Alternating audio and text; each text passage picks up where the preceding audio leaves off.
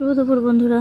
তো আজকে সকাল দুপুরে রান্না দেখো। সকালে রান্না করেছি বড়ি দিয়ে, আলু দিয়ে, ফুলকপি দিয়ে ঝোল। তোমরা কে খেতে ভালোবাসো অবশ্যই কমেন্টসে জানিও। এটা দিয়ে টিফিন নিয়ে যাবে, এটা দিয়ে সবাই খাবে সকালবেলা। আমাদের সকালে এটা ব্রেকফাস্ট। তো এবার মেয়েকে চলো রেডি করে দিই। মেয়ের খাওয়া দাওয়া হয়ে গেছে, মেয়েকে ঝটপট করে রেডি করে দিচ্ছি। কিন্তু সকালে আমাদের খাওয়াটা একটু দেরি হয়ে যাচ্ছে এখন, কেননা আমি তাড়াতাড়ি উঠলেও সমস্ত কাজ একা একা হাতে গুছিয়ে উঠতে পারছি না। তো একা হাতে কাটা, রান্নাবান্না করা, বুঝতেই পারছো। তো একটু সমস্যা হয়ে যায়। তো আগে 10টার মধ্যে খেয়ে নিতাম, এখন খেতে খেতে সেটা 11টা বেজে যায়।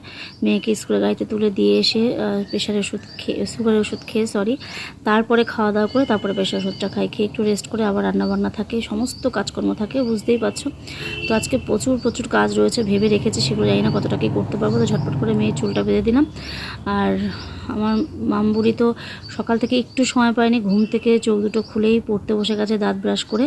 সকালে একটা বিস্কুট খেয়েছিল, তাতে করে চটপট করে খাওয়া দাওয়া করে নিয়ে, মানে ও এক মুহূর্ত এখন আর সময় পাচ্ছে না, দম ফেলার সময় পাচ্ছে না। আমার মনে হয় এটা প্রত্যেকটা বাচ্চাই যখন নতুন ক্লাসে উঠে প্রচুর চাপ থাকে। এই নিচে আসলাম, খুব সুন্দর ঠান্ডা ঠান্ডা ওয়েদার। ঠান্ডা পাওয়াটা খুব দরকার, মানে সারা জীবন তো গরমটা উপভোগ করি, ঠান্ডাটা খুব কম উপভোগ করি, তো ঠান্ডা পাওয়াটা খুব দরকার আছে।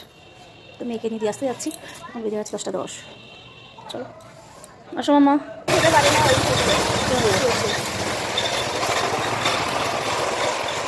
মেয়েকে স্কুলে দিয়ে এসে তারপর ওষুধপত্র খেয়ে সকালে ব্রেকফাস্ট করে চলে এসেছি রান্নাঘরে মাংসটা করার জন্য।